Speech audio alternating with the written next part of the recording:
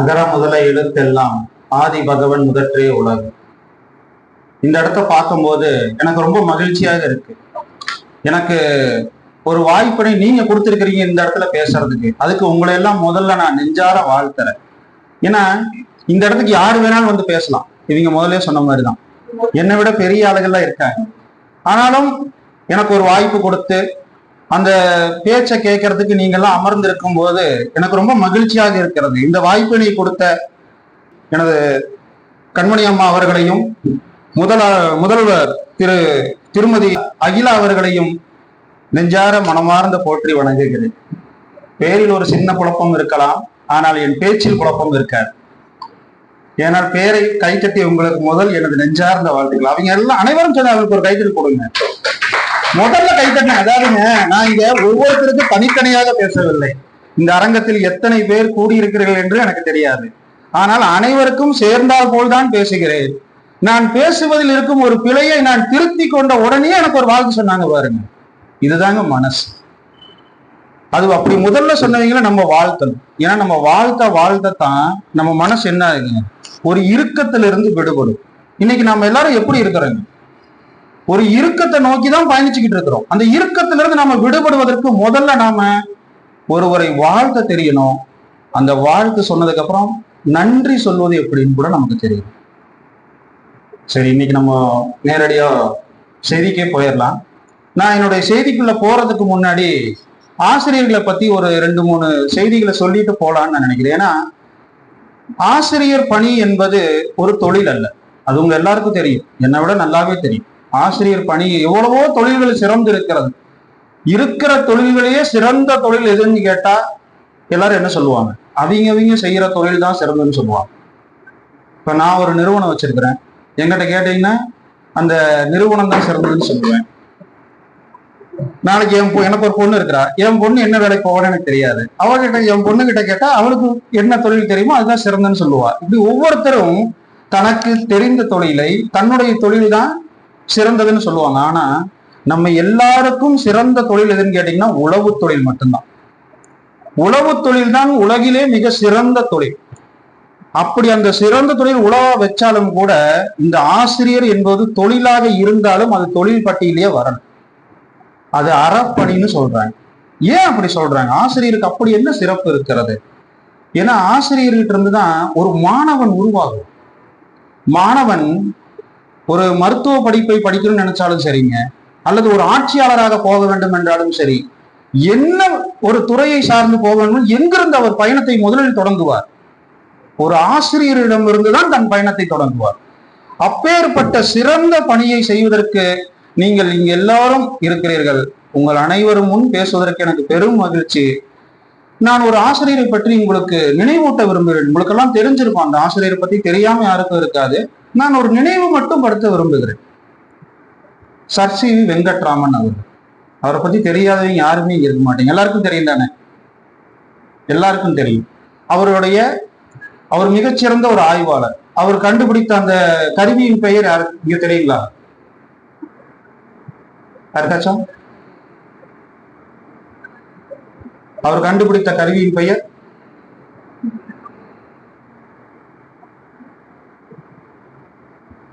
சொல்லுங்க. நீங்க தான்.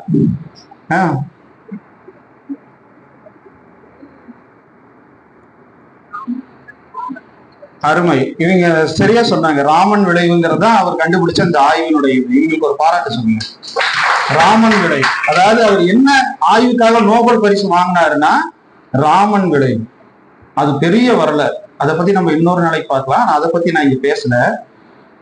அவர் என்ன ஆசிரியர்ல சிறப்புன்னு கேட்டீங்கன்னா, அந்த ராமன் விளைவுங்கிற அந்த ஒரு நோபல் பரிசு வாங்கினார் பாருங்க, அந்த ஒரு கண்டுபிடிப்புக்காக.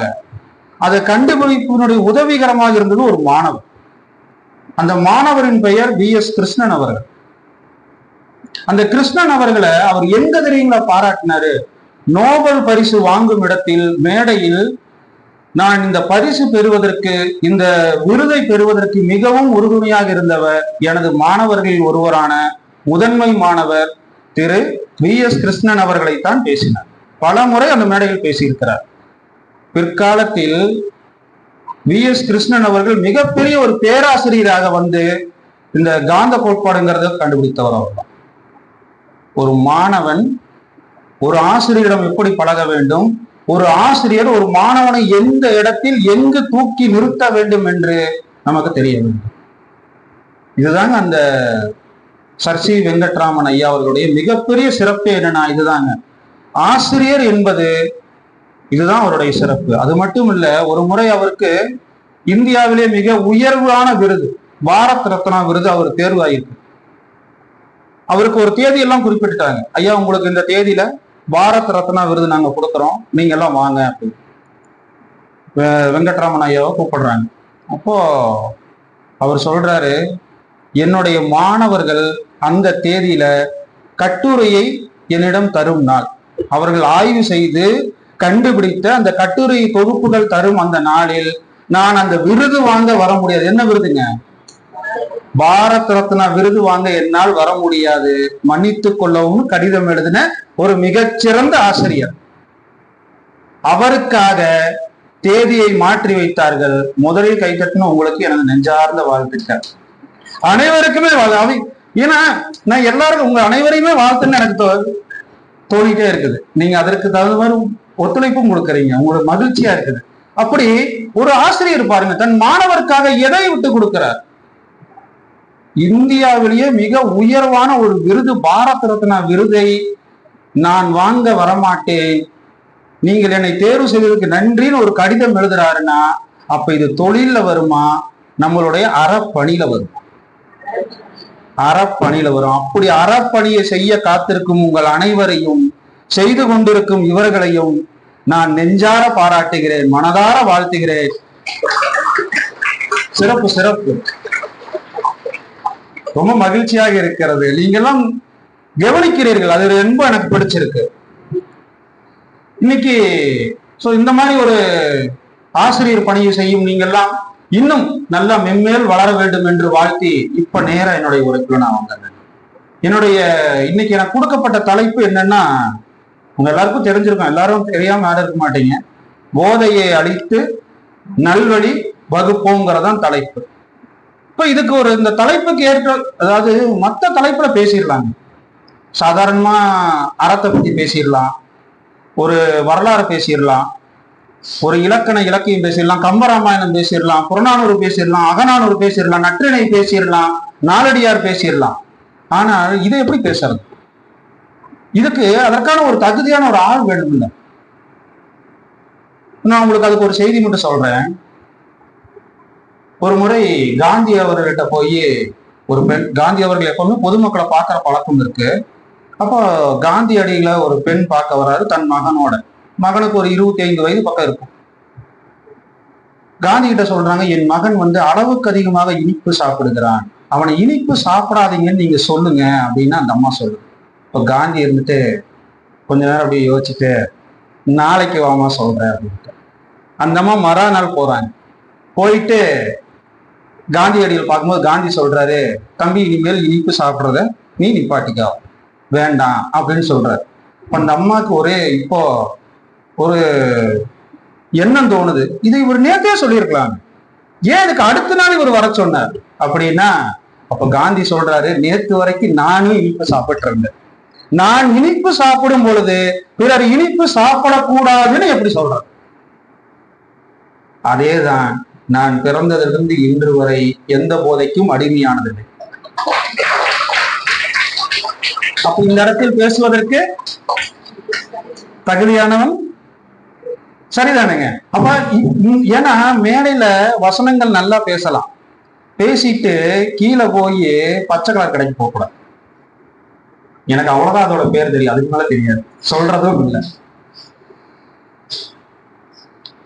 அப்படிதான் இருக்கணுங்க. நம்ம மேடையில எல்லாம் பேசிட்டு கீழே போய் போனோம்னா அது ஒரு சிறந்த பேச்சாக வராது. என் பேச்சு உங்களுக்குள், உங்கள் உள்ளத்தில் புகுந்து நீங்கள் ஒரு மாணவனுக்கு வழிகாட்டும் பொழுது, இப்படி ஒருத்தர் அன்னைக்கு பேசிட்டு போனாரு, அதுதான் வெற்றி.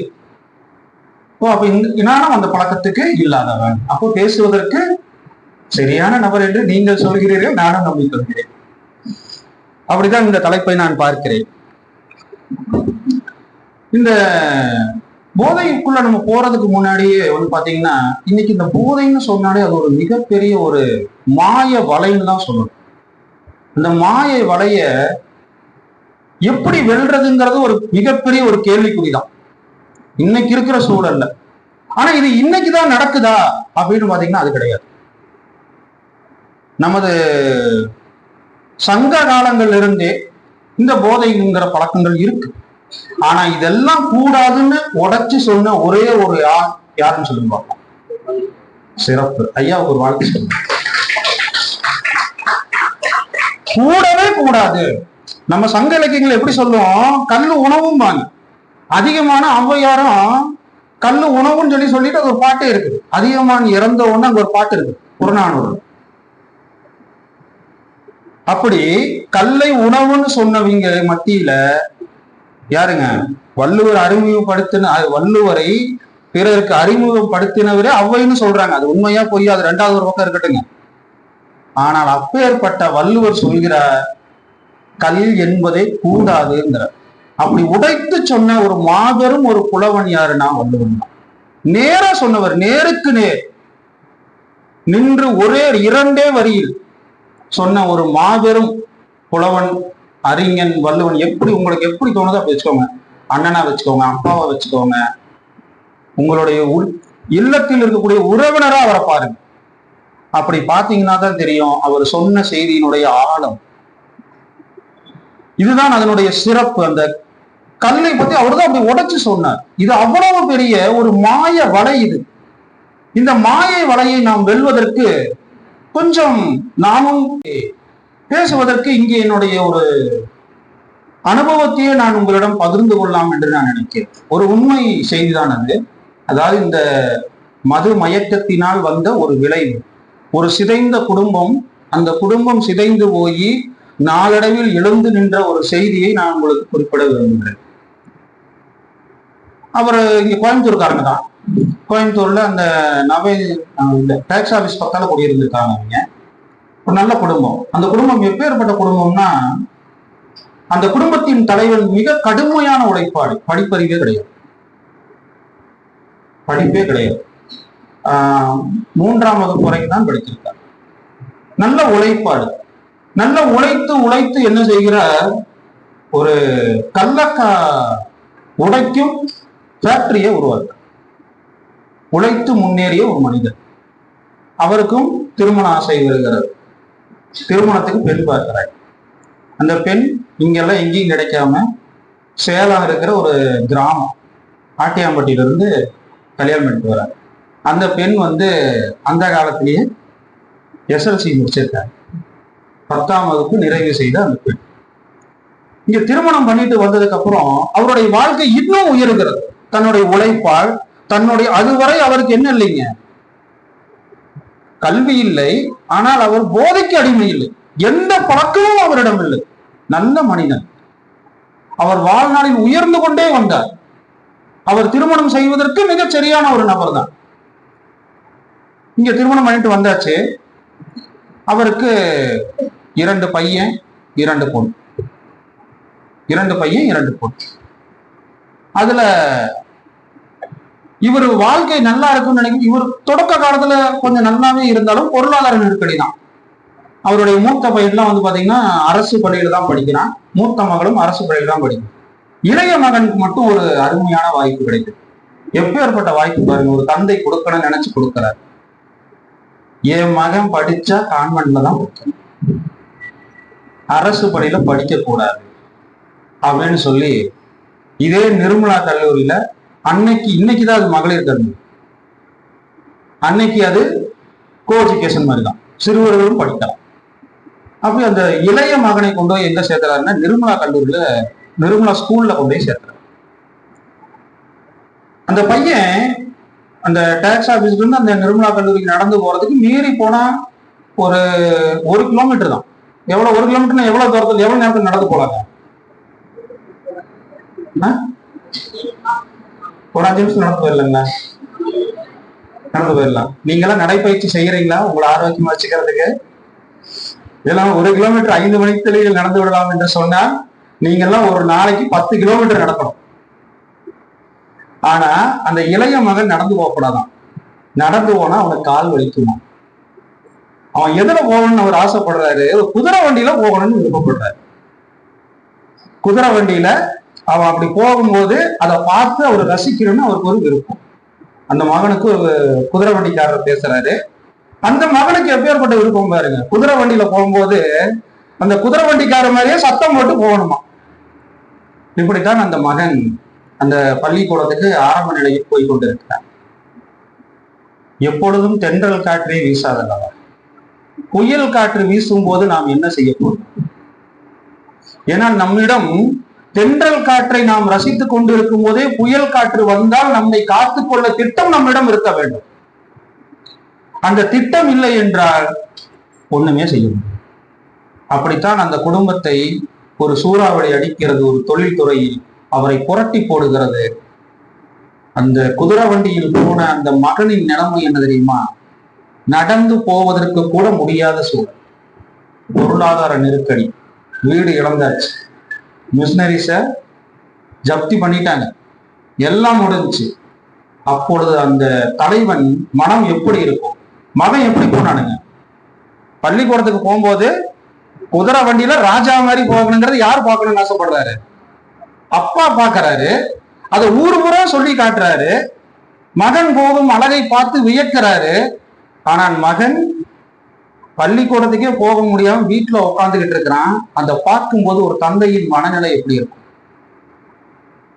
அங்குதான் முதல் புயல் அடித்தது. அவர் முதல் அடிமையாகிறார். எப்படி ஆகுது பாருங்க. ஒரு முதல் புயல் அடிக்கிறது. அந்த புயலில் சின்னாபின்னமாகிறது அந்த வீடு. தந்தையின் நிலைமை பரிதாபம். அவர் கண்ணீர் வடிக்கிறார். தன் வேதனையை யாரிடமும் சொல்ல முடியல. அவர் பல பேருக்கு அள்ளி கொடுத்த கை, அவர் போய் நிற்கும் பொழுது அவருக்கு யாரும் கொடுக்காது. அது யாரையும் குறை சொல்ல முடியாது. ஆனா இவருக்கு அந்த மாதிரி ஆயிடுச்சு. அப்பொழுதுதான் இவர் முதல் முறையாக ஆரம்பிக்கிறார். அதற்கு அடிமையாகிறார். அதன் விளைவு அவர் உடம்பில் இருக்கக்கூடிய அனைத்து பாகங்களும் அரிச்சிச்சு. உறுப்புகளும் அனைத்து ஒவ்வொரு உறுப்புகளும் அரிச்சு இந்த இடது பக்கத்துல இருக்கக்கூடியது எல்லாமே இருதயத்தை அரிச்சுக்கிட்டு இருக்குது. எல்லாமே அரிச்சு லிவர் எல்லாமே அரிச்சிருச்சு. நிலைமை என்ன தெரியுங்களா? இந்த ஊரில் ராஜா சக்கரவர்த்தி மாதிரி வளர்ந்தவர், பட்டத்து இளவரசனாக இருந்த இளைய மகன் சொல்லிக் கொள்ளாம இரவோடு இரவாக ஆட்டியம்பட்டி ஓடியாச்சு. யாரிடமும் சொல்லிட்டு போற நிகழ்வுங்காது எப்படி சொல்ல முடியும்? சொல்லிட்டு போக முடியாம இரவோடு இரவாக கிராமத்துக்குள்ள போயிட்டு அங்க போய் உட்காந்து என்ன சொல்லுவாங்க? எப்படி வேணாலும் வாழ்ந்துறாங்க. ஆனா அந்த நல்லா வாழ்ந்து கெட்டவங்கிற பேர் மட்டும் எடுத்துடக்கூடாது. அப்படி போய் உட்காந்துட்டோம்னு வச்சுக்கோங்க, நமக்கு புத்திமதி சொல்றங்கிற பேர்லயே நம்மளை குறை சொல்லுவாங்க. இங்கிருந்து அங்க போய் அவருடைய வாழ்நாள் நீண்ட நாள்ல நினைக்கல. அவருடைய காலம் முடிஞ்சிருச்சு. முடிய போற அன்று இரவு அவர் சொல்றாரு, நான் நாளைக்கு விடிய காலையில் இருப்பேனான்னு எனக்கு தெரியாது. ஆனா 4 குழந்தைகளை நான் விட்டுட்டு போறேன், நீ என்ன செய்ய போறேன்னு தெரியலன்னு தலைவி கிட்ட சொல்லிட்டு புலம்புறாரு. தலைவி ஒன்றும் பண்ண முடியும். கண்ணீர் வடித்துக் கொண்டிருக்கிறார். எல்லாம் சூரியன் விடிந்தது, ஆனால் அவருக்கு விடியவில்லை. அவர் கண்கள் திறக்கவே, கண்கள் மூடிட்டார். கண்கள் மூடிய உடனேயே அவரை அவருக்கான அந்த காரியங்கள்லாம் முடிச்சோடனே அந்த தாய் என்ன பண்றாங்க? அந்த தலைவி, இதுதான் ஒரு பெண்ணின் சிறப்பு. அந்த தலைவி என்ன பண்றாங்க? 4 மகன்களில் 3 பேரை கூப்பிட்டு இங்க கோயம்புத்தூர் வராங்க. ஏனால் மூத்த மகன் நான் ஆட்டியம்பட்டியிலே இருந்துக்கிறேன், கோயம்புத்தூருக்கு வரல அப்படின்னு அவர் அங்கேயே இருந்துட்டார். மூத்த மகள், இளைய மகன், இளைய மகளோட 3 பேரோட கோயம்புத்தூர் வந்தாச்சு.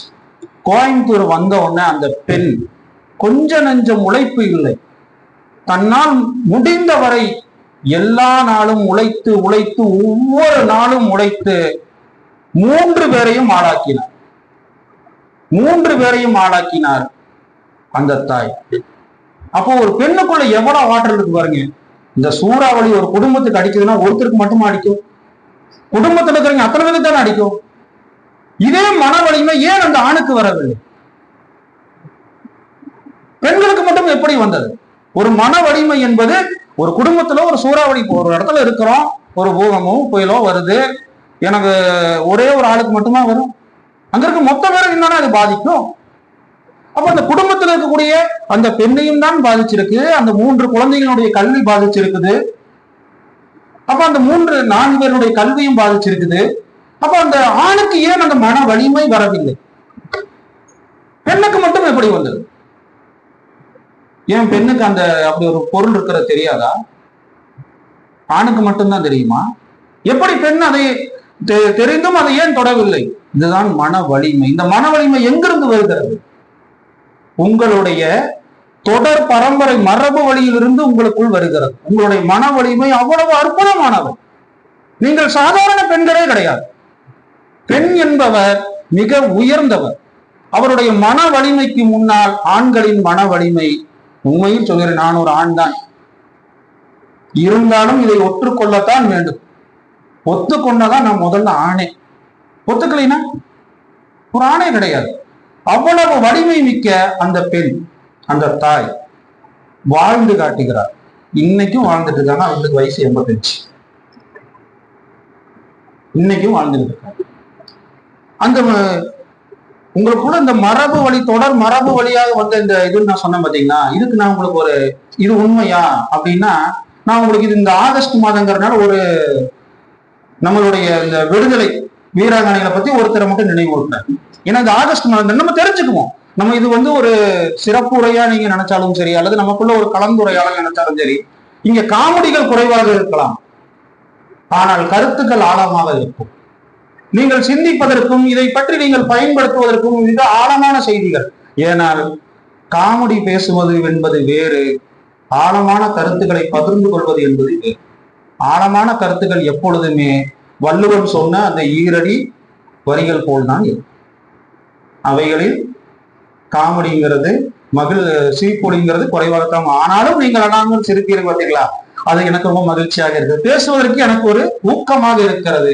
நீங்கள் அனைவருமே ஒவ்வொருத்தருமே நீங்கள் அமர்ந்திருக்கும் இடத்திலிருந்து நீங்கள் என்னை பார்க்கும் பொழுது எனக்குள் இன்னும் பேச வேண்டும் என்கின்ற அந்த ஆவல் தூண்டிக்கொண்டே இருக்கிறது. அப்படி நாம் இன்று ஒரு விடுதலை வீராங்கனை பற்றி நாம் தெரிந்து கொள்ளலாம். நீங்க நிறைய வீரர்களை பற்றி தெரிஞ்சிருப்பீங்க. விடுதலைக்காக போராடிய, நம்ம ஆங்கிலேயை எதிர்த்து போராடிய முதல் விடுதலை போராடி யாருங்க?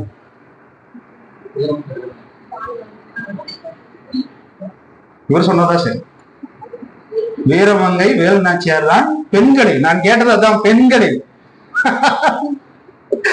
நான் கேட்டது பெண்கள். இவருக்கு ஒரு வாரம் சொல்லுங்க, சொன்னாரு பாருங்க, சொன்னது கதை சொன்னாரு பாருங்க. முதலில் ஆங்கிலேயனை எதிர்த்து போராடியது மட்டுமல்ல, தன் வாழ்நாள் முழுவதும் தன் நாட்டை மீண்டும் ஆங்கிலேயனால் பிடிக்க முடியாமல் செய்ததும் வேலுநாச்சியார் தான். அவர்தான். நீங்கள் சொன்னதும் சரிதான். ஆண்களில் முதல் போர் தொடுத்தவர் பூலித்தேவன் தான். அவருடைய அரண்மனை போயிருக்கிறீங்களா நீங்க? சங்கனூர்ல தான் இருக்கு, நான் போயிருக்கிறேன். அவருடைய அரண்மனை இல்ல, அவர் மக்களை உட்கார்ந்து தினமும் பார்க்கும் அந்த தர்பார் இன்னைக்கும் இருக்கு. நீங்க போயிருக்கீங்களாமா? இங்க இருக்கீங்க, யாராவது போயிருக்கிறீங்களா? போய் பார்த்துட்டு வாங்க. அந்த இடம் இன்னைக்கும் பாதுகாக்கப்படுகிறது. அது அரசால் பாதுகாக்கப்படாமல் இன்னைக்கும் இருக்கு. இந்த பூலித்தேவன் வாழ்ந்த அரண்மனை இன்றும், அதாவது மிச்சமான பகுதியை கொஞ்சம் இவங்க எல்லாம் சுத்தி அழகுபடுத்தி சவுறு கட்டி வச்சிருக்காங்க. வாய்ப்பு கிடைச்சா போயிட்டு வாங்க. ஏன்னா இந்தியாவின் வெள்ளையனை எதிர்த்து போராடிய முதல் பாளையத்து மன்னன் பூலித்தேவன். இவங்களெல்லாம் நமக்கு தெரியும். அதாவது வேலுநாச்சியாரை தெரியும், குயிலியை தெரியும், உடையாள தெரியும். இந்த உடையாள் யாருன்னு தெரியுமா உங்களுக்கு?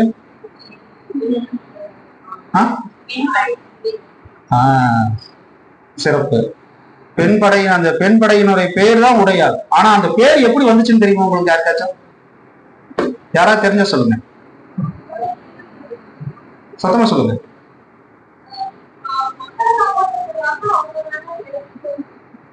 அது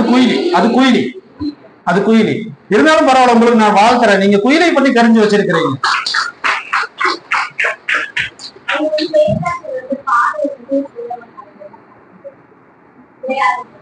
இங்க வாங்க.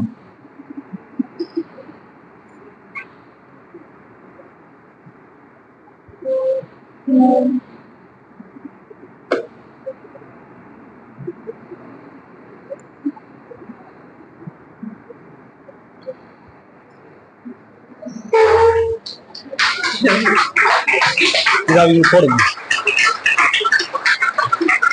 இதை போடுங்க.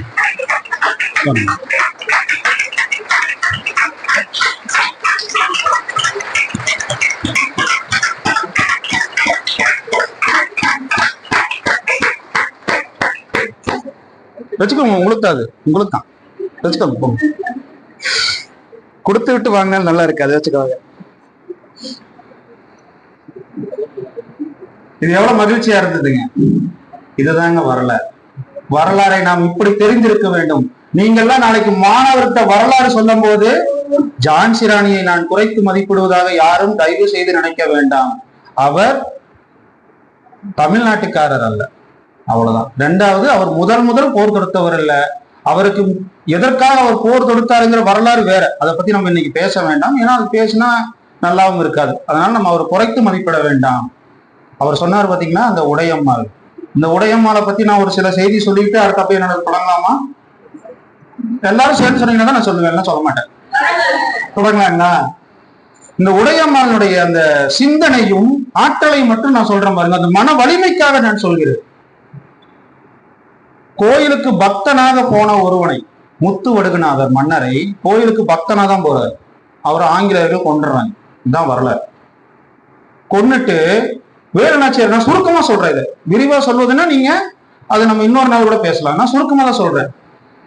வேலுநாச்சியார் அங்க போய் சபதம் செஞ்சுட்டு மருது சகோதரர்கள்லாம் அவங்களை காப்பாத்தி கூட்டு போறாங்க. அப்படி போகும் வழியில குதிரையில தானே கூட்டு போறாங்க. அன்னைக்கெல்லாம் இன்னைக்கு நாங்களோட பைக்ல தான் வந்தேன். அன்னைக்கெல்லாம் பைக் இல்லைங்க. அன்னைக்கெல்லாம் நான் எப்படி அந்த தேர்ல பட்டத்து இளவரச மாதிரி போனேனோ, ராணியாரும் அதே மாதிரி போறாங்க. அப்படி ராணியார் தப்பிச்சு போறாங்க. ஆனா நான் இளவரசனா படிக்க போனேன். அந்த பையன் படிக்க போனேன். நான் எல்லாம் அந்த பையன் படிக்க போனேன். ராணியார் என்ன பண்றாங்க? அங்கிருந்து தப்பிச்சு தேர்ல போறாங்க. குதிரையினுடைய காலடி தடம் மண்ணில் பட்டா தெரியுமா தெரியாதுங்களா? நல்லாவே தெரியும்ல. அப்ப அதை தொடர்ந்து யார் வர முடியும்? எதிரிகள் வர முடியும்ல. அப்ப எதிரிகள் தொடர்ந்து அப்படியே வந்துகிட்டே இருக்காங்க. இவங்க முன்னாடி போய்கிட்டே இருக்காங்க. ஒரு இடத்துல ராணியாருக்கு தண்ணி குடிக்கணும்னு தோணுது. ஒரு மண்டபத்துல அது ஒரு 4 வழிப்பாதை. தண்ணி குடிக்கிறாங்க. இப்ப தண்ணி குடிச்சிட்டு அந்த ராணியார், அந்த பெண்ணு, அப்பதான் அந்த பெண், ஒரு வரலாற்றின் அந்த பெண்ணுடைய வயது சரியான வயதாக குறிப்பிடப்படவில்லை. இருந்தாலும் ஒரு வயது வைத்திருக்கிறார்கள். கண்டுபிடித்த வரைக்கும் 13 என்று சொல்றாங்க. ஆனா தெரியாது, 13 சொல்றாங்க. கூடவும் இருக்கலாம், குறையும் இருக்கலாம். நம்ம செய்தியை மட்டும் தெரிஞ்சுக்கோங்க. அந்த 13 வயது பெண் தண்ணி கொடுக்குறா. சின்ன பெண் தான். தண்ணி கொடுத்துட்டு ராணியார் அப்போ அவ்வளவு நெருக்கடியிலையும் அவ்வளவு இக்கட்டான சூழல்லையும் போகும்போது, நீ இருக்காத, என்னை பின்தொடர்ந்து வரார்கள் எதிரிகள், நீ இருந்தா உனக்கு ஆபத்துன்னு சொல்லிட்டு போறாங்க. இதுதான் ஒரு யாருக்கு அழகுங்க? சிறந்த தலைவிக்கு எது அழகுனா, தன்னை காப்பாத்தி கொள்வது மட்டும் அழகல்ல, தன்னை நம்பி இருப்பவர்களை காப்பாற்றுவதுதான் சிறந்த தலைவிக்கு ஒரு அழகு. அப்படி யார் செய்யறாங்க? வேலுநாச்சியார் செஞ்சுட்டு போயிட்டாங்க. இப்போ ஒரு சிறந்த தலைவியை பார்த்தாச்சு. ஒரு குடிமகன் எப்படி இருக்கணும்னா அந்த பெண் தான். அப்ப அந்த பெண் யோசிக்கிறாங்க. வேலுநாச்சியாரை துரத்திட்டு பின்னாடியே வரான். குதிரையினுடைய காலடி தடத்தை வச்சுட்டான். இப்ப இவங்க இங்கிருந்து போனாலும் அதே தான் பண்ணுவான். இந்த இடத்துல 4 பாதை புரியுது. அந்த பெண் ஒரு ஆடு மேய்க்கும் ஒரு பெண். என்ன பண்றா? தன்னுடைய ஆடுகளை 4 பாதைகளையும் ஆடை விரட்டி விடுறான். அப்ப மத்த ஆடுகள் என்ன ஆகுங்க? ஏன்னா ஆட்டுக்கு போன பாதையில போகத்தான் தெரியும், கூட்டமா தான் போக தெரியும். மந்தைகள் அப்படித்தான் பண்ணுங்க. அதை அந்த பெண் சிந்திச்சிருக்கா பாருங்க. 13 வயதில் சிந்திச்சிருக்கு பாருங்க அந்த பெண்ணு. அப்படி அந்த பாதையெல்லாம் என்ன ஆயிடுச்சுங்க? குதிரையின் காலடி தடமாக இருந்தது மாறி இப்ப என்ன ஆயிடுச்சுங்க? சத்தமா சொல்லுங்க, நீங்க தான் முதல்ல சொன்னீங்க. அருமை. இந்த இவங்களுக்கு ஒரு கைத்தட்டல் கொடுங்க. ஆடினுடைய காலடி தடமாக மாறிடுச்சு. துரத்திட்டு வந்தவன் என்ன முட்டாள்? அவனுக்கு அறிவு இல்லையா? அவன் என்ன பண்ணிட்டான்? இந்த வேலையை செஞ்சது இந்த பெண்ணுக்கு பிடிச்சிட்டான். இந்த பெண் என்ன பண்ணிருக்கு? அதுக்கு முன்னாடி புத்திசாலித்தனமா இப்படி என்ன பிடிச்சிருவான், என்ன பிடிச்ச அடிச்சு கேட்பான், உதைச்சு கேட்பான். இந்த இடத்துல இந்த செய்தியை சொல்வதற்கு எனக்கு கொஞ்சம் வருத்தமா தான் இருக்கு. இருந்தாலும் உண்மை சம்பவத்தை பதிவு செய்யறவங்க தான். தன்னை அவமானப்படுத்தினாலும் மானபங்கம் படுத்தினாலும் கூட உண்மையை சொல்லிவிடக் கூடாது என்பதற்காக தன் கையில அந்த ஆடுகளுக்கெல்லாம் அந்த கிளைய ஒடிச்சு போடுறதுக்கு இவ்வளவு ஒரு கத்தி அந்த நுனியில சுத்தி இப்படி ஒடிச்சு போடுவாங்க. அதுக்கு இன்னைக்கு வந்து சொரட்டின்னு சொல்றாங்க. அன்னைக்கும் அதே பேரா தான் இருக்கும்னு நான் நினைக்கிறேன். நீங்கெல்லாம் நீங்க கிராமத்துல இருப்பீங்க, அந்த பேர் தானே? சரிதானே? சரிதான். சல்ல கத்தி பல பேர்கள் உண்டு. ஆனா சொரட்டின்னு சொல்வதும் உண்டு. பரவாயில்ல, அருமை. உங்களுக்கு என்னுடைய வாழ்த்துக்கள். எனக்கு எல்லாருமே கட்டலாம். நான் வாழ்த்து சொல்லும் போது நீங்க தட்டிட்டே இருங்க. நானும் எனக்கு 1 மணி நேரம் கொடுத்துருக்காங்க, நான் 2 மணி நேரம் கூட பேசுவேன். சரி, அப்போ அந்த பெண் என்ன பண்றாங்கன்னா, இந்த மாதிரி எது செஞ்சாலும் என்ன சொல்லிடக்கூடாது, உண்மையை மட்டும் சொல்லிடக்கூடாதுன்னு அந்த கத்தி எடுத்து நாக்க வெட்டிடுச்சு. எத்தனை வயசுங்க உங்களுக்கெல்லாம்? அந்த பெண்ணை விட வயது அதிகம் தானே. அந்த 13 வயது பெண்ணுக்கே அவளை மன வலிமை இருக்கும் பொழுது இந்த போதையை எதிர்த்து போராடுவதற்கு அதற்கு சக்தியும் ஆற்றலும் நமக்குள் இருக்கிறதா இல்லையா? இன்னும் சத்தமா சொல்லுங்க. இருக்குது இல்லைங்களா? அதுதான் விஷயம். அப்ப அந்த 13 வயது பெண்ணுக்கே அவ்வளவு மன வலிமை என்றால் உங்கள் மன வலிமையை நீங்கள் சிந்தித்து பார்க்க வேண்டும். அந்த பெண் என்ன பண்ணிட்டாங்க? நாக்க வெட்டிட்டாங்க. அந்த பெண் அதோட மட்டும் அவன் விடல. அவன் என்னங்கிறான், உனக்க கை இருக்குல்ல, ராணி போன திசையை காட்டுங்க. வெள்ளையன் ராணி போன திசையை காட்டுன்னு குடும்பப்படுத்துறான். இல்லைன்னா உன் தலையை வெட்டிடுவாங்க. நம்மளா இருந்தா என்ன பண்ணுவோம்? கொஞ்சம் பயப்படுவோம், அல்லது நமக்கு அந்த உணர்வு இருந்தா நம்ம பண்ண மாட்டோம். இப்ப நமக்கு அந்த உணர்வு இருக்குன்னு நீங்க நினைங்க. நம்ம அந்த நெகட்டிவ் சைடுக்கே போகக்கூடாது. இப்ப நமக்கு அந்த உணர்வு இருக்கணும். நம்மளை நம்பி யார் இருக்காங்க? உங்களை நம்பி மாணவர்கள் இருக்காங்க. உங்க எதிரே உட்கார்ந்து இருப்பவர்கள்லாம் மாணவர்கள். அவங்களுக்கு நீங்க ஒரு செய்தியை சொல்லும் பொழுது, நீங்கள் இவ்வளவு மன வலிமையோட சொல்லும் பொழுது, அந்த மாணவன் இன்னொரு அப்துல் கலாமாக வரலாம். நோபல் பரிசு இன்னைக்கு வெங்கட்ராமன் அவரை தவிர வேற யாரும் வாங்க நோபல் பரிசு வாங்கலாம். தமிழ்நாட்டில இருந்து ஒரு பிரதமர் இன்ன வரைக்கும் போகல. ஒரு தலைவன் உருவாக்கலாம். ஏங்க தமிழ்நாட்டில இருந்து நமக்கு ஒரு பிரதமர் போனா நல்லா இருக்குமா? நல்லா இருக்காது. அதெல்லாம் யார் கையில இருக்கிறது? உங்க கையில தான் இருக்கு. நான் இங்க எவ்வளவு நேரம் பேசலாம். நான் ஆசிரியர் ஆக முடியுமா? ஆசிரியர் நீங்க தான் அதை செய்ய முடியும். அப்போ அந்த மன வலிமை அந்த பெண்ணுக்கு இருந்தாலும் அந்த பெண் அப்படியே முன்னாடி ஒரு அடி வந்து தலையை வெட்டிக்கடா போட அப்படின்னு அவன் தலையை வெட்டிட்டான். அந்த பெண்ணின் பெயர் தான் உடையாள். அந்த பெயரைத்தான் வேலு நாச்சியார் உடையாள் என்கிற பெயரிலே நான் ஒரு பெண்கள் படையை உருவாக்குவேன், அதை விட்டேன், அந்த நாட்டை வென்று காட்டுவேன் என்று நடுக்கல் நட்டு சபதம் என்றார்.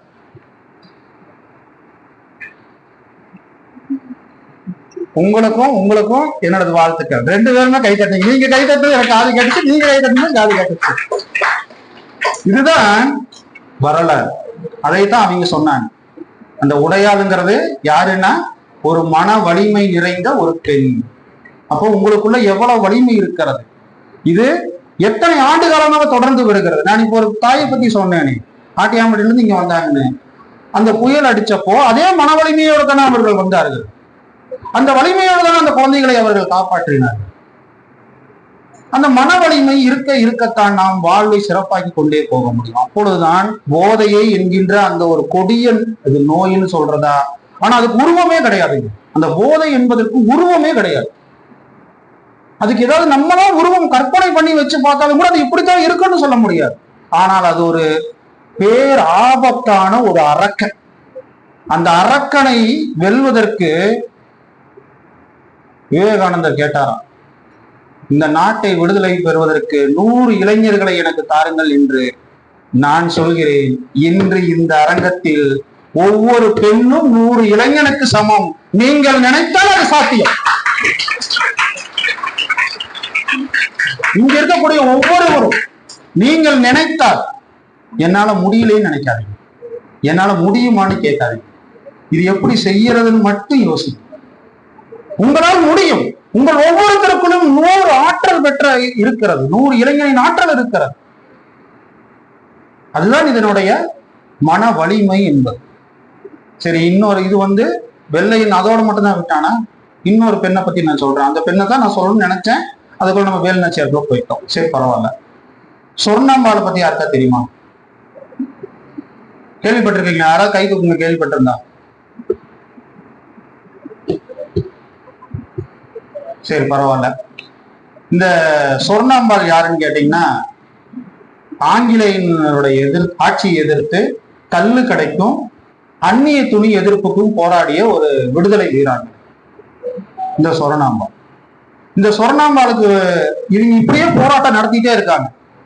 இந்த ஒரு 500-1000 பெண்களை கூப்பிட்டு போய், உங்களை மாதிரி ஒரு பெரிய பெண் படைகளை கூப்பிட்டு போய் ஆங்கிலேயனுடைய அந்த கல்லு கடைக்கு எதிராகவும், எந்த கடைக்கு எதிராகுங்க, கல்லு கடைக்கு எதிராகவும் அந்த அந்நிய துணி கடைக்கு எதிராகவும் போராட்டம் நடத்திக்கிட்டே இருக்காங்க.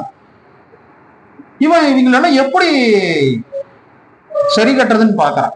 இவங்களை அடிக்கக்கூடாது, திட்டக்கூடாது, இவங்களுடைய மன வலிமையை உடைக்கணும்னு அவன் நினைக்கிறான். மன வலிமையை உடைச்சா என்ன ஆயிருங்க? நம்ம அதுக்கு மேல பயணிக்க மாட்டோம். நம்ம அதுக்கு திட்டம் போடுறான். ஏன்னா ஒரு பெண்ணின் மன வலிமையை உடைத்து விட்டால் ஒவ்வொரு குடும்பத்தில் இருக்கும் ஒவ்வொரு தலைவனுடைய மன வலிமையும் உடைத்து விடலாம். தலைவனும் நீங்க நினைக்கிற மாதிரி அவன் வெளியேதான் வந்து வீரன், ஆனால் தலைவி வீரியா இல்லைன்னா முடியாது. இது உண்மை. தலைவன் மிகப்பெரிய பலசாலியாக வெளியே தெரிவான், ஆனால் அது தலைவியின் துணையோடு தான் நடக்குமே தவிர தனித்து இயங்க முடியாது. இதுதான் அர்த்தநாரீஸ்வரர். பார்வதி சிவன்கிற வரலாறு இதுதான். நீ இல்லாமல் நான் இல்லை, நான் இல்லாமல் நீ இல்லை. அப்ப அந்த பெண்ணினுடைய மன வலிமையை சிதைத்தால் போதும். அதுக்கு அவன் என்ன பண்ணான்னா, ஒரு ராலியில எல்லாம் அந்த பெண்கள் எல்லாத்தையும், அன்னைக்கு போராட்டத்தை கலந்து கொண்ட பெண்கள் எல்லாத்தையும் ஏத்திட்டு மதுரையில் இருக்கக்கூடிய கள்ளழகரனுடைய காடு, இன்னைக்கு கள்ளழகர் கோயில் சுத்தி காடே இல்லை, அன்னைக்கு காடு இருந்து அந்த காட்டுக்கு கூட்டு போயிட்டு, இந்த இந்தியன் படத்துல ஆங்கிலேயர்கள்லாம் ஒரு செயல் செய்வாங்க, நினைவு இருக்கா உங்களுக்கு எல்லாருக்கும்? என்னதுங்க சொல்லுங்க. அதைத்தான் அவன் செஞ்சான். அந்த உண்மை சம்பவத்தை தான் இந்தியன் படத்தில் சங்கர் அவர்கள் வைத்தார்.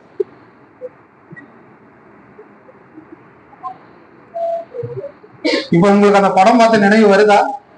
அது படத்தில் பார்ப்பதற்கே நமக்குள்ள எவ்வளவு ரத்தம் கொதிச்சிருக்கும். இந்த செயலை செஞ்சு அந்த கம்யூனிட்டி தான் நம்ம எதிர்த்து போராடணும். இப்படி ஒரு செயலை செஞ்சாங்க. செஞ்சுட்டு இது கூட சிறப்பு இல்லைங்க. இவன் இந்த செயலை செஞ்சதை நான் இங்க பெருமையா சொல்லலை. நான் ஏன் அந்த பெண்ணினுடைய செயலை இங்க நான் சொல்றேன்னா, அதுக்கு ஒரு காரணம் உண்டு.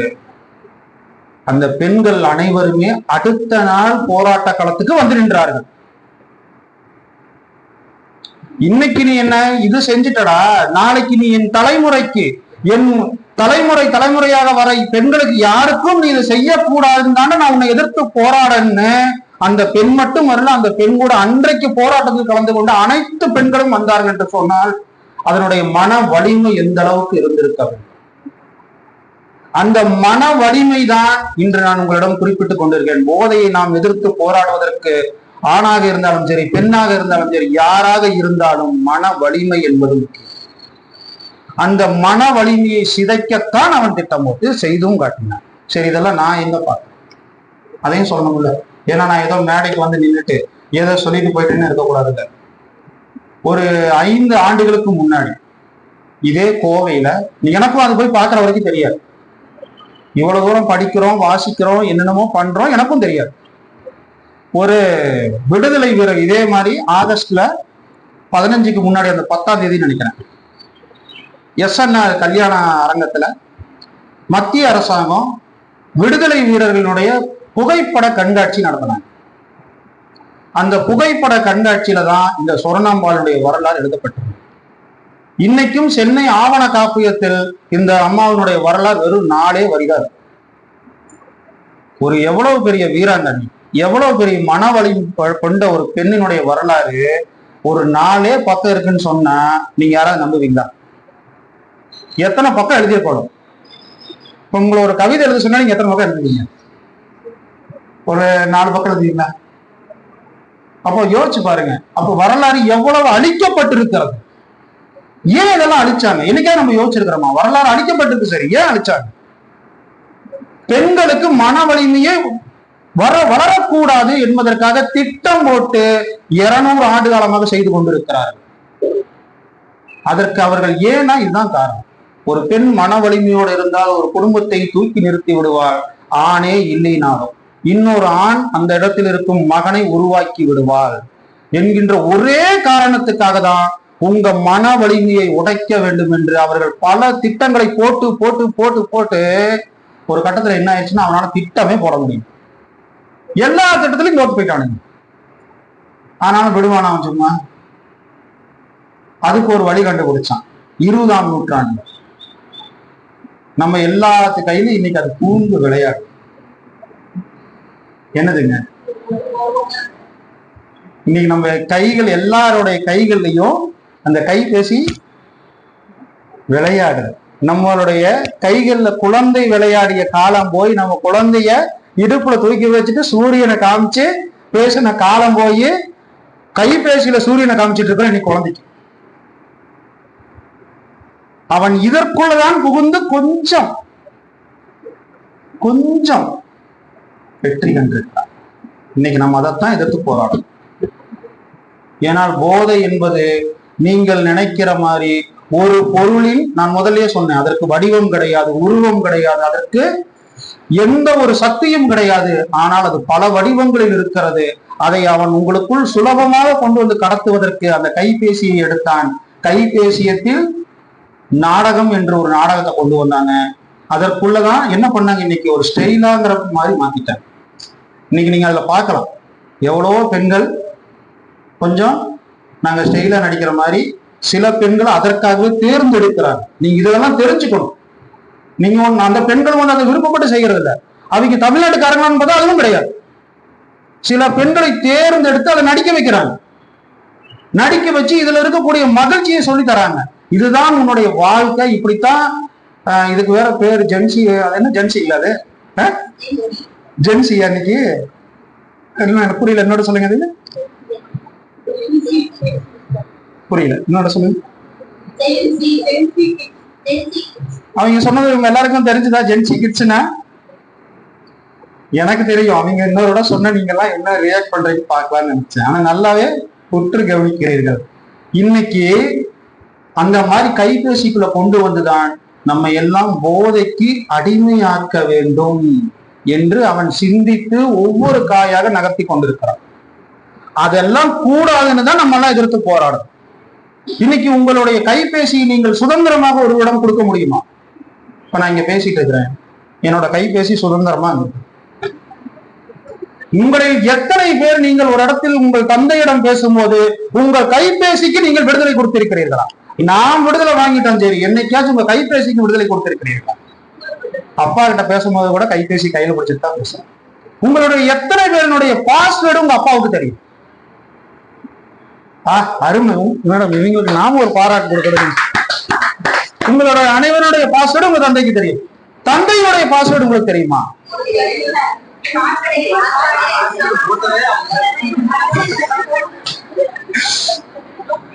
சொல்லுங்கம்மா, நீங்க என்ன கருத்து சொல்ல வந்தீங்களா? சொல்லுங்க.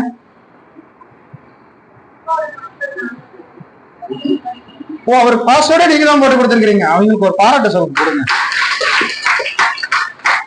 பரவாயில்ல, பாஸ்வேர்டு நீங்க எனக்கு சொல்ல வேண்டாம். உங்க அப்பா பேர் என்னங்க? இங்க வாங்க. வாய்ப்பு கிடைக்கும் போது மேடையில வந்து நம்ம அப்பா பேரை சொல்லணும்.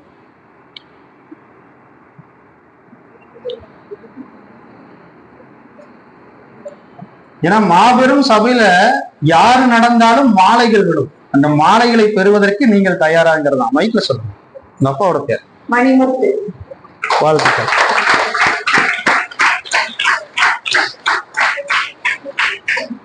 அப்போ நாம் கைபேசி மூலமாக அவர்கள் கொண்டு வந்து இது நல்ல பழக்கம் என்று நம்மிடம் சொல்லிக் கொண்டே இருக்கிறார்கள். இன்னைக்கு நாம் விழித்திருக்கிறோம்.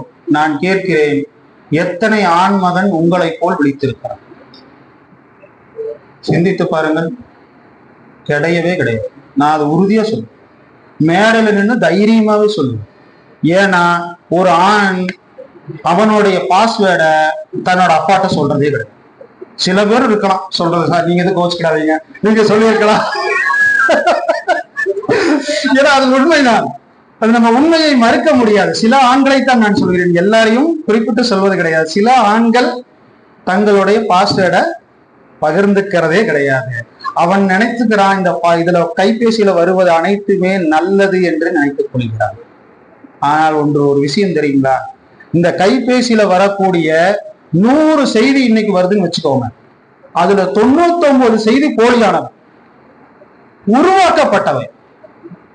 ஒரே ஒரு செய்தி மட்டும்தான் நல்ல செய்தி. அது என்ன தெரியுங்களா, இப்படி நீங்க எல்லாம் அமர்ந்து ஒரு நல்ல செய்தியை கேட்டு பிற மாணவர்களுக்கு வழிகாட்ட வேண்டும், நீங்கள் அதில் சிக்கிவிடக் கூடாதுன்னு உங்களுக்காக முயற்சி எடுத்து ஒரு அரங்கத்தை ஏற்பாடு செய்து அதில் உரை நிகழ்த்துவதற்கு ஒரு வாய்ப்பும் கொடுத்திருக்கிறார்களே.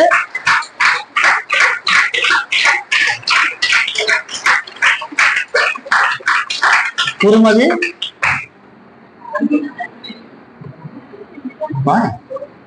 மைக்ல சொல்லுங்க, எனக்கு அவங்க பேர் நல்லாவே தெரியும். அவங்க இன்னொருத்தர் இருந்தாங்களே,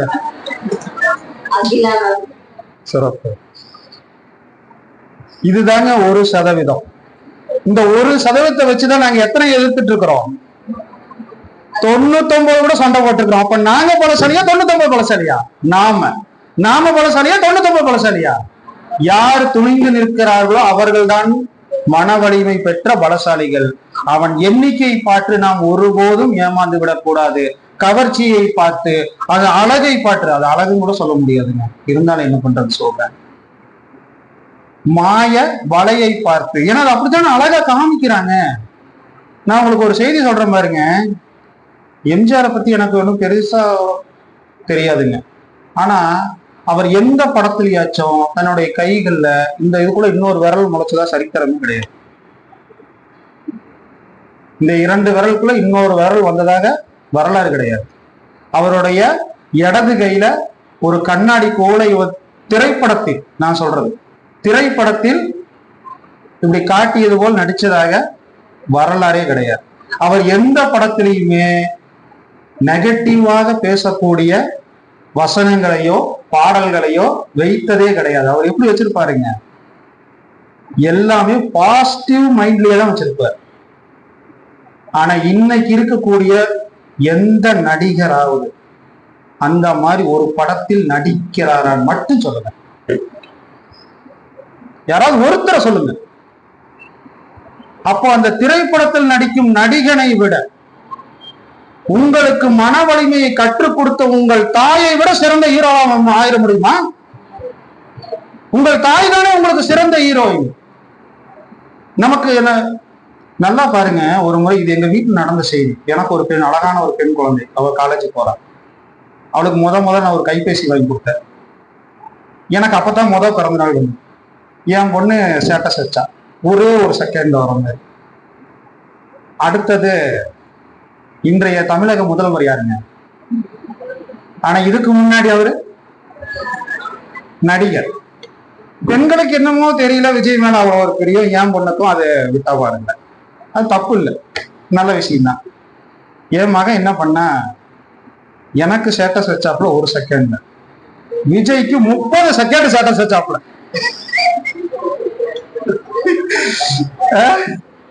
எப்படி இருக்கும்? நான் ஒண்ணும் சொல்ல. அன்னைக்கு முதல் நாள் காலையில ஸ்டேட்டஸ் நான் பார்த்துட்டேன். அவன் விஜய் அவர்களுடைய பிறந்த நாள் அன்றைய இரவு எல்லாம் முடிச்சதுக்கு அப்புறம், எல்லாம் நைட்டு உணவெல்லாம் முடிச்சதுக்கு அப்புறம் என் பொண்ணை பக்கத்துல கூப்பிட்டு உட்கார வச்சு, எப்பா உனக்கு இந்த போனை அப்பா வாங்கி கொடுத்தேன், உன்னை படிக்க வைக்கிறது அப்பா படிக்க வைக்கிறேன், நீ எங்கேயாவது வெளியே போகணும் பிடிக்கணும்னா அப்பா தான் உன்னை கூப்பிட்டு போறேன், அப்பா தான் துணைக்கு வரேன், ஏன்னா எனக்கு ஒரே பொண்ணு தான், பையன் இல்லை, அப்பா தான் கூட வரேன். நீ ஸ்டேட்டஸ் வச்சதெல்லாம் தப்பு இல்லப்பா, ஆனா விஜயோட ஸ்டேட்டஸ் 30 செகண்ட் வச்சு என்னோட ஸ்டேட்டஸ் நீ 1 செகண்ட் வச்ச பாத்தியா, அது தப்பு. இது நியாயமா? நியாயமா? ஏன்னா விஜய் அவர்கள் 1000 கோடி பணம் வாங்கிட்டு நடிக்கிறாருங்க. என் பொண்ணுக்கு தலைவலி காய்ச்சல் அவர் வருவார, நான் தானே போனோம். அப்ப என் பிள்ளை செய்கின்ற ஒரு தவறு சிறியதோ பெரியதோ, அந்த இடத்தில் அந்த குழந்தையினுடைய மனம் நோகாமல் சொல்லி கொடுக்கும் ஆற்றல் யாருக்கு இருக்குதுங்க? யார் தந்தைக்கு? உங்க தந்தைக்கு தான். அப்பேற்பட்ட தாய் தந்தையில் வழியில் வந்தவர்கள் நீங்க. அப்ப நாம் ஒரு ஒழுக்கக்கேடான செயல் வெளியே நடக்குமா, நாம் என்ன பண்ணணும்? தட்டி கேட்கணுங்க. அது யாரு என்னென்னலாம் பார்க்காதீங்க.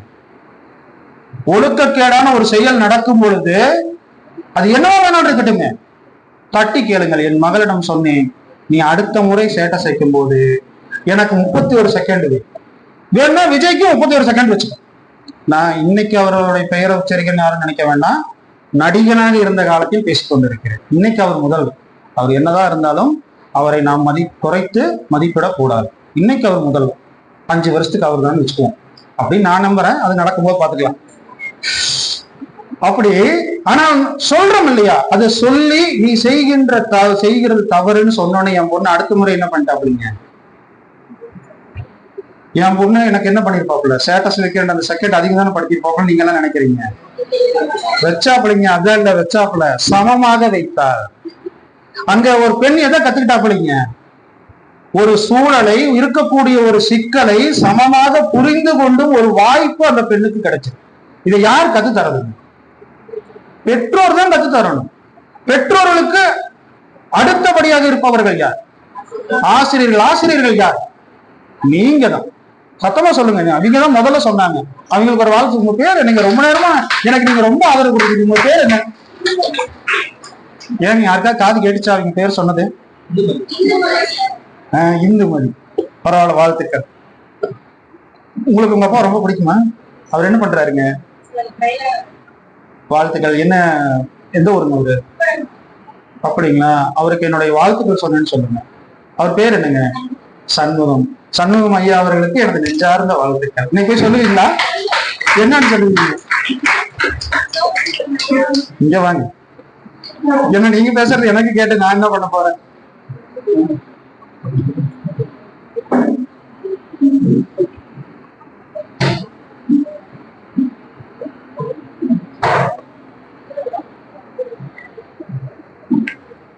எல்லாரும் கேட்கற மாதிரி பேசுங்க. நான் அப்பா கிட்ட போயிட்டு, அப்பா எங்க கல்லூரிக்கு சிறப்பு விருந்தினர் சோமசுந்தர ஐயா வந்தாரு.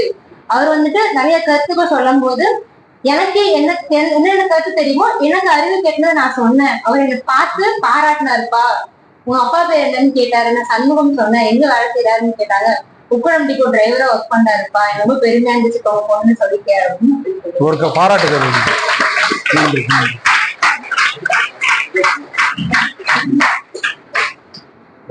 நீங்கள் சிந்தித்து பாருங்கள். நீங்கள் ஒரு திரைப்படத்தில் தெரியும் ஒரு கதாநாயகனை கொண்டாடும் பொழுது உங்களோட கூடவே இருக்கும் தாய் தந்தரை கொண்டாடுவதற்கு மறந்து விடாதீர்கள். இன்றைக்கு பெண்கள் யாரும் அதை மறப்பதே இல்லை. நான் உறுதியா சொல்றேன், பெண்கள் மறப்பதே இல்லை. ஆண்கள் கொஞ்சம் மறந்துட்டோம். ஆனா அந்த ஆண்களுக்கும் நாம் என்ன சொல்லணும்? இந்த மாதிரி சொன்னா புரிஞ்சுக்கணும். ஏன்னா ஆண்கள் யாருங்க? அவங்க உங்க அண்ணன், உங்க தம்பி, உங்களோட சித்தப்பா, பெரியப்பா தானே. அவங்க ஏன் உங்களிலிருந்து வேறுபடுத்தி பார்க்க வேண்டும்? இதுக்கெல்லாம் ஒரே காரணம். இதையெல்லாம் மறக்க செய்யக்கூடியது எது மறக்க செய்கிறது என்று சொன்னால், அந்த கைபேசியில் இது நல்லதுன்னு சொல்லக்கூடிய அந்த போதையினால் தான் இன்றைக்கு அழிவை சந்தித்துக் கொண்டிருக்கிறோம்.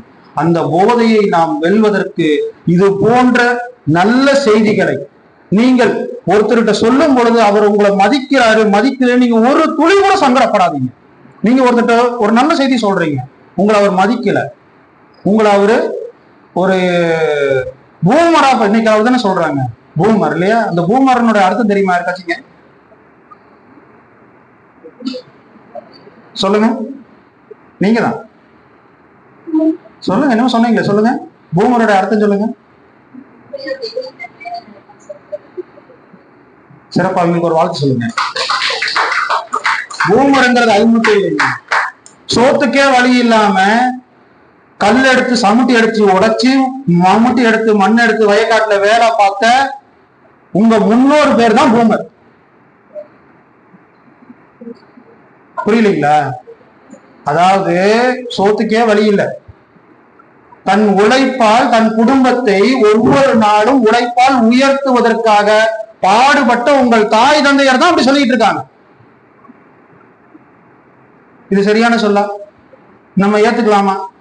அப்ப நீங்க ஜென்சி புரட்சியா இருந்து என்ன இன்னைக்கு அந்த ஜென்சி புரட்சிகள் நம்ம ஏத்துக்கணும், நம்மளும் ஏத்துக்க வேண்டாம். அப்ப இந்த மாதிரி நீங்கள் அவர்களுக்கு நல்ல செய்தி நீங்கள் நல்ல செய்தியை சொல்லும் பொழுது அவர்களுக்கு பிடித்திருக்கிறது, பிடிக்கலை, அவர்கள் அதை ஏத்துக்குவாங்க. ஏத்துக்க மாட்டாங்க. நம்ம சொல்றது நல்லதா இருக்கான்னு மட்டும் உங்களுடைய சிந்தைக்கு வைத்து பாருங்க. நீங்கள் சொல்லுவது நல்லதாக இருந்தால் என்ன ஆயிருங்க, எப்படியும் போய்தான் ஆகும். ஏன்னா மன வலிமை என்பது நமது மரபு வழி வந்தது. சரி, நான் இன்னும் அந்த கதையை முடிக்கலன்னு நினைக்கிறேன். சரிதானுங்க? நான் அந்த கதையை முடிக்காம எனக்கு கொடுத்த 1 மணி நேரத்தை தாண்டி போயிட்டு இருக்கேன்னு நினைக்கிறேன். ஏன் மேடம்? எல்லா பசங்க நீங்க எல்லாம் எந்த ஊர் போகணுங்கன்னா இன்னைக்கு நான் ஏதோ இன்னொரு 5 நிமிஷம் பேசினா பரவாயில்லையா? இந்த கடைசியில் இருக்கிறவங்க யாருமே சொல்லலையே. இந்த லாஸ்ட் வந்து என்னைக்குமே ஒத்துக்க மாட்டேங்க போல் இருக்குது. ஒத்துக்கிறீங்களா? சரி, நான் இன்னொரு 5 மணித்துளிகள் நிறைவு செய்து விடுகிறேன். உங்களுடைய விருப்பத்துக்கு ஏற்ப அந்த பெண் ஆட்டியாமட்டில் நீங்க வந்து 3 குழந்தைகளையும் வளர்த்து விட்டார், ஆளாக்கி விட்டார். அந்த குழந்தைகள் போதைக்கு அடிமையாக கூடாது என்று கண்ணும் கருத்துமாக பார்த்த ஒரு தாய், அது என் அம்மா தான். அந்த இளைய மகன் நான் தான். அந்த குதிரை வண்டியில் பட்டத்து இளவரசனாக போனவன் நான் தான். என்னை பட்டத்து இளவரசனாகவே பார்க்க வேண்டும் என்று சக்கரவர்த்தியாக இருந்தவர் என் தந்தை தான். ஆனால் இன்னைக்கு நான் நல்லா இருக்கிறேன், எங்க அம்மாவை பார்த்துக்கிறேன், என் தந்தையை பார்த்துக்க முடியும். இது எதனால நடந்தது? போதையினால் நடந்தது. அப்ப இதை நம்ம வீட்டுக்குள்ள அனுமதிக்கலாமா? ஏன் அனுமதிக்க கூடாது? இந்த மாதிரி யாருக்கும் நடந்துடக்கூடாது. அதை செய்ய வேண்டியது யார் செய்யணும்? மன வலிமை கொண்ட நீங்கள் தான் அதனுடைய வித்து. நீங்கள் நினைத்தால் அது முடியும். முடியாது என்பதே ஒன்றும் கிடையாது. நீங்கள் சிந்தித்து செயல்படுங்கள். எப்பேற்பட்ட கடுமையான சூழல்கள் வந்தாலும் சரி, உங்கள் எதிர் நின்றாலும் சரி. ஏனால் போதை என்பது ஒன்றை கொடுத்து 100ஐ பிடுங்குவதற்குத்தான் அது பார்க்கும். அது உண்மையிலே அப்படித்தான் செய்யும். போதை என்பது ஒன்றை கொடுத்து 100ஐ எடுத்துக்கொள்ளத்தான் பார்க்கும். நாம் அது கொடுக்கும் ஒன்றையும் பெற வேண்டாம். நம்மிடம் இருந்து 100ஐயும் அதற்கு என்ன பண்ண வேண்டாங்க, கொடுக்க வேண்டாம். நாம ஏன் அவங்ககிட்ட இருந்து வாங்கணும்? நாம ஏன் அவனுக்கு கொடுக்கணும்? ஆக நாம் கைபேசியில் வரும் எதையும் நம்பி விடாமல், எந்த போதை பழக்கத்துக்கும் அடிமையாகாமல், நம்மை நம்பி வரும் மாணவர்களையும் நாம் பொதுமக்களுக்கு நல்ல செய்தியை எடுத்து சொல்வதற்கும் தயங்காமல் செயல்படுவோம். இதுவரைக்கும் பேச எனக்கு வாய்ப்பு கொடுத்த அனைவருக்கும் நன்றி சொல்வதற்கு முன் ஒரே ஒரு திருக்குறளை சொல்லிவிட்டு அதோடு நிறைவு செய்கிறேன். ஏன்னா இந்த திருக்குறள்ல தான் நம்ம ஆரம்பிச்சிருக்கோம். அந்த திருக்குறளை சொல்லி நிறைவு செய்யலைன்னா நல்லா இருக்காது இல்லையா? நன்றிக்கு வித்தாகும் நல்லொழுக்கம். வாங்கம்மா.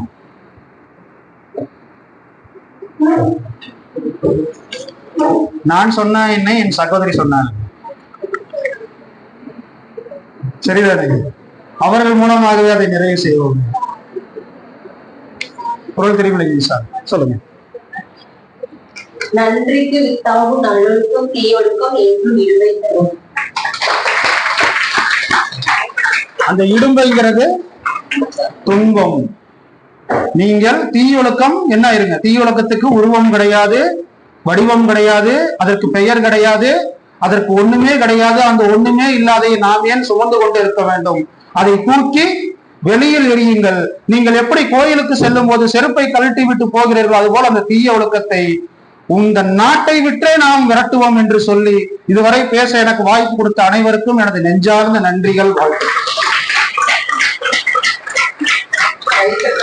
வாழ்த்துக்களாலும் நிறைந்த இந்த அரங்கம் கண்டிப்பா தெரியும். 10 பாடத்தியா இருக்கும். தெரியுமா?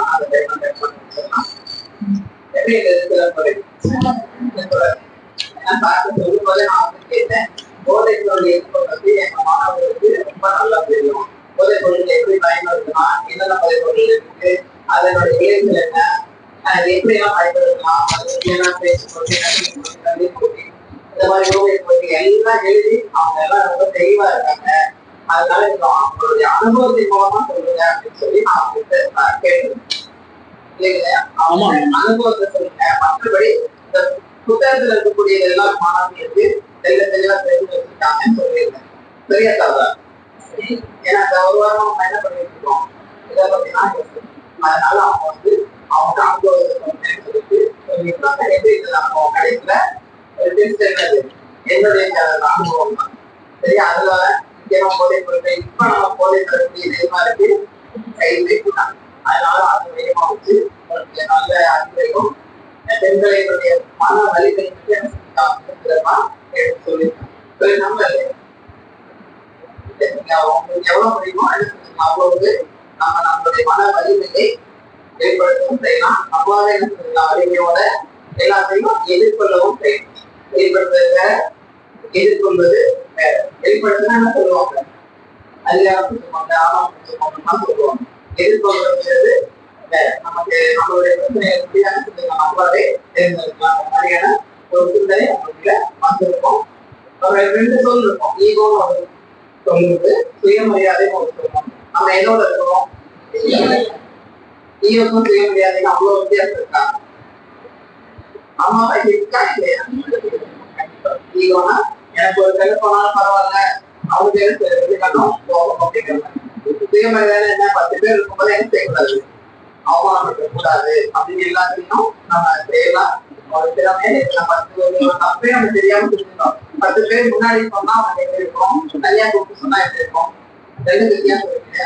அது மாதிரி இருக்கும். எல்லா விஷயத்துலயே ஒரு வேறுபாடு இருக்கு. அதுல இந்த இடத்துல வந்து போதைப் பொருட்கள் பெண்கள் வந்து இதற்கு அதிகமா பயன்படுத்துறதுக்கான வாய்ப்பு இல்ல. நம்ம எல்லாம் என்ன செய்யறோம், நம்புறோம். நம்ம அந்த மாதிரி எல்லாம் கிடையாது. இருந்தாலும் அந்த கைபேசி அப்படிங்கிற ஒரு செல்போன கையில வச்சு நம்ம அதிக நேரம் செலவிடுறோம்.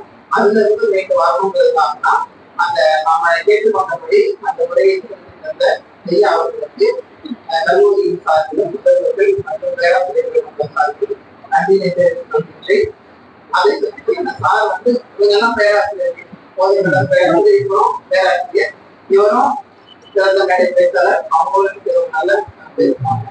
ஏன்னா நான் பெண்கள் கல்லூரின்னு சொல்லியிருந்தேன். அதெல்லாம் என்னன்னா யாருக்கு உட்கார்ந்து சொல்லிக்கொண்டு ஒரு நேரமாகவே தெரியாம ஒரு முறை ஆசிரியருக்கு மீண்டும் ஒரு முறை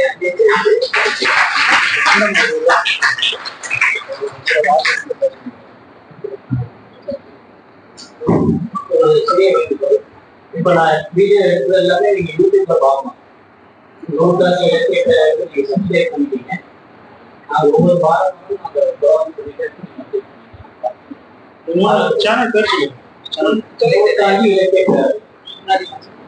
பேரவை சேனல் பேர் சொல்லுங்க. நூல் காஞ்சி யூடியூப் சேனல். பேரவை வராது. நூல் காஞ்சி யூடியூப் சேனல். நூல் காஞ்சி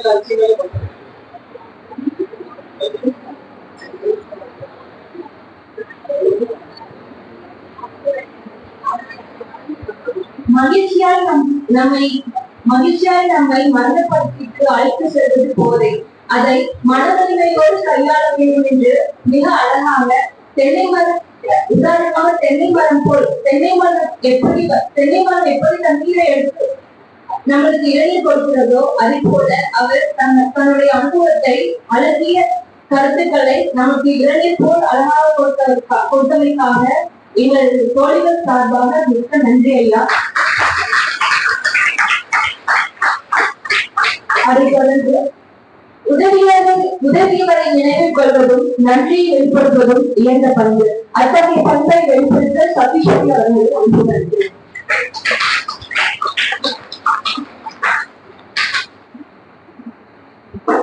வணக்கம். முதல்வர் அம்மா அவர்களுக்கும் சிறப்பு விருந்தினர்களுக்கும் பேராசிரியர் அவர்களுக்கும் மாணவ ஆசிரியர்களுக்கும் என் முதல் வணக்கத்தை தெரிவித்துக் கொள்கிறேன். இந்நிகழ்ச்சிக்கு வரவேற்பை வழங்கிய கண்மணி அம்மா அவர்களுக்கு நன்றியை தெரிவித்துக் கொள்கிறேன். நன்றி அம்மா. போதை அறிந்து நல்வழி வகுப்போம் என்ற தலைப்பின் கீழ் நமக்கு சிறப்புரை வழங்கிய கோவை நூல்காட்சி இலக்கிய பேரவை நிறுவனர் தலைவர் மதிப்பிற்குரிய திரு கா. சோமசுந்தரம் ஐயா அவர்களுக்கு நன்றிகளை தெரிவித்துக் கொள்கிறேன். நன்றி ஐயா. போதைப் பொருள் விழிப்புணர்வு குறித்த நிகழ்வுகளை நடத்த உதவிய முதல்வர் அம்மா அவர்களுக்கும் நாட்டு நலப்பணி திட்ட அலுவலர் அவர்களுக்கும் பேராசிரியர் அவர்களுக்கும் நன்றிகளை தெரிவித்துக் கொள்கிறேன். மேலும் மிக அருமையான பதிவு ஐயா. உங்களுடைய வாழ்க்கையில் நடந்த அனைத்து உண்மை சம்பவங்களையும் கூறி எங்களுக்கு விழிப்புணர்வு தந்த அருமையான பேச்சுக்கு எங்கள் தோழிகள் அனைவரின் சார்பாகவும் உங்களுக்கு நன்றிகளை தெரிவித்துக் கொள்கிறேன்.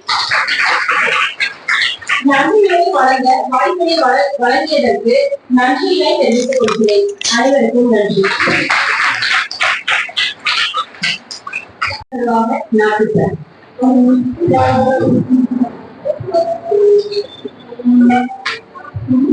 जनगणमन अधिनायक जयते भारत भाग्य विधाता पंजाब सिंध गुजरात मराठा द्राविड़ उत्कल गंगा विंध्य हिमाचल यमुना गंगा उच्चल जलधि तरंगा तव शुभ नामे जागे तव शुभाशिष मागे गाहे तव जय गादा जन